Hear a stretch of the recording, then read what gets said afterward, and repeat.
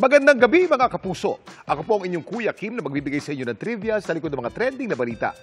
Viral online ang video ng isang nagtangkang mag-paraglide sa Rizal. Sa halip kasi na lumipad sa ere, ang mga paraglider sa puno ang bagsak. Alamin natin ang buong kwento sa likod ng videong ito. Adrenaline rush ang dala ng extreme sport na to. Sa pamamagitan kasi ng isang lightweight canopy na parang parachute, makakalipad ka sa alapaap. Abot langit ang saya na dala ng paragliding. Sa kanyang birthday, si Royeth nag-paragliding sa Cardona, Rizal. Nung nasa taas na kami, medyo malakas po yung hangin. Nag-decide po yung pilot na mag-land muna kami sa saglit. Pero sa kanila raw muling paglipad. Bigla pong humina yung hangin. Nung umiikot-ikot na po kami, hindi po makapag-land dun sa kung saan po kami nag-take off.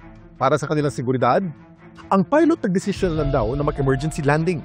Doon na po siya nag-emergency land sa may mga puno po. Dahan-dahan, kaya hindi naman po nakakakaba. Doon na po kami na-stuck ng 5. Siguro na-stuck po kami mga 5 minutes.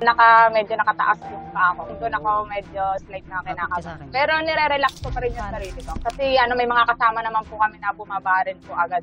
Sa kabila ng nangyaring aberya, buo pa din daw ang loob ni Royeth na muling subukang lumipad. Third time's a charm nga ba? Naghintay po muna kami na gumanda. Inabot po kami hanggang hapon po. Kasi gusto ko po talagang ma-experience na magtagal po doon sa ere. At ang kanyang third attempt, success. So maganda po yung third take-off namin, maayos na po yung bid. Hindi naman na po kinaba. Kasi pag nandun na po sa ere, parang parang dinuduyan lang po talaga kayo. Panatag naman ako kasi yung pilot naman po almost 30 years na rin yung experience. Para naman sa malalakas ng loob na gusto ring ma-experience sa mag-paraglide, may paalala ang eksperto. Siguraduhin natin yung pagsunod sa mga safety protocols tulad ng mga free flight checks ng equipments, paggamit ng mga certified instructors, at siguraduhin natin maganda ang panahon. Mahalaga rin ang briefing tungkol sa mga dapat at hindi dapat gawin bago tayo mag-fly and during our flight. Pero may ideya pa kayo kung paanong nakakalipad sa impapawid ng mga paragliders?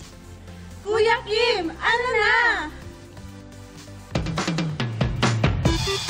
Alam niyo ba na ang paragliding ay sinimula ng American Air Force pilot, aeronautical engineer at NASA consultant na si David Barish noong 1960s?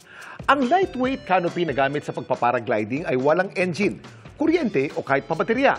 Ang tanging nagpapagana dito ay hangin. Ang disenyo nito ay parang pakpak ng eroplano para mas makakuha ng hangin pataas at hindi basta-basta bubulusok sa lupa. At para safe ang mga paragliders, meron din silang backup na parachute tuwing lumilipad. Samantala, para malaman ang trivia sa likod ng viral na balita, ay post o comment lang, #Kuya Kim, ano na? Laging tandaan, importante ang may alam. Ako po si Kuya Kim at sagot ko kayo 24 oras.